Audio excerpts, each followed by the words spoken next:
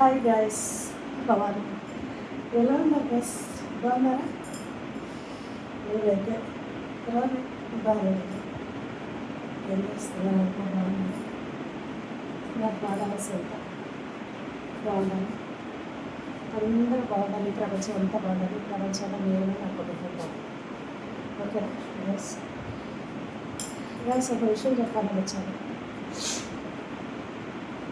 ప్రతి వాళ్ళ ఇంట్లో భగవద్గీత ఉండాలి, ప్రతి వాళ్ళ ఇంట్లో. అలాగే ప్రతి వాళ్ళ ఇంట్లో గరుడు పురాణం ఉండాలి, ప్రతి వాళ్ళ ఇంట్లో.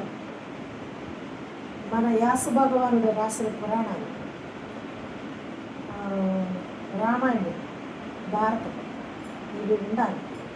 ప్రతిరోజు ఒక్క 5 నిమిషాలైనా పెద్దవాళ్ళు చదవండి, పిల్లల్ని చదువుకోమనండి. మంచి చెడు తెలుస్తుంది. వాళ్ళు ఏమేమి త్యాగాలు చేశారు, ఏమేమి ఉన్నారు, ఎలా బ్రతికారు, వాళ్ళ అంతరాలు ఎలా మారారు, వాళ్ళ శాపగ్రస్తులు ఏంటి, వాళ్ళ అన్నీ తెలుస్తాయి. కానీ ప్రపంచం మారింది అనుకుంటాం, కానీ ప్రపంచం మారింది. సూర్యుడు పొద్దున్నే ఆయన డ్యూటీ ఆయన చేస్తాడు, పొద్దున్నే ఆయన ఉదయించకపోతే మన ప్రపంచం వెళ్ళవాలి.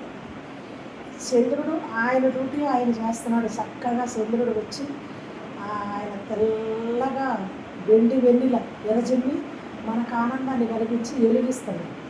ఆయన డ్యూటీ ఆయన చక్కగా చేస్తున్నాడు.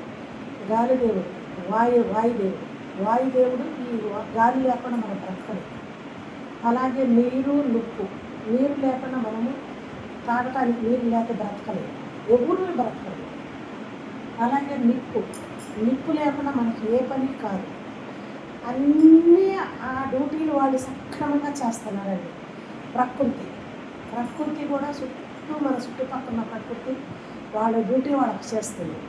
కానీ భగవంతుడు సృష్టించిన మనుషులు మాత్రం శ్రద్ధబుద్ధులతో నిండిపోయి మారిపోయి స్వార్థాలు పెరిగిపోయి అవినీతిలో బ్రతుకుతున్నారు. కాస్త అందరూ మనసు పెట్టి ఆలోచించి, నేను చెప్పిన మాటలు ఈ ప్రపంచంలో నేనెంత ఇంత, ప్రపంచాన్ని మొత్తం నేను మార్చలేను. 7 కోట్ల మనుషులు, 10 కోట్ల మనుషులు, 5 కోట్ల మనుషులు, 10 కోట్ల మనుషులు ఉన్నారు. 7 కోట్ల మనుషులు. ఈ 7 కోట్ల మనుషుల్ని మార్చలేదు. కానీ నాలాంటి వాళ్ళు ఎవరో ఒకళ్ళు ముందుకు వస్తారండి. పవనాన్ని ముందుకు వచ్చాడు. అలాగే నాలాంటి వాళ్ళు చాలామంది హేర్మ పిల్లలు చాలామంది వస్తున్నారు. రండి, అందరూ వచ్చి తెలుసుకోండి. పసిపిల్లలకు చెప్పండి, చదువుకునే పిల్లలకు, మగవాళ్ళకి, ఆడవాళ్ళకి, తల్లిదండ్రులు, పిల్లల కల్లా తల్లిదండ్రులు. ఇదే నేను చెప్పాలనుకున్నాను గైస్. Okay, bye.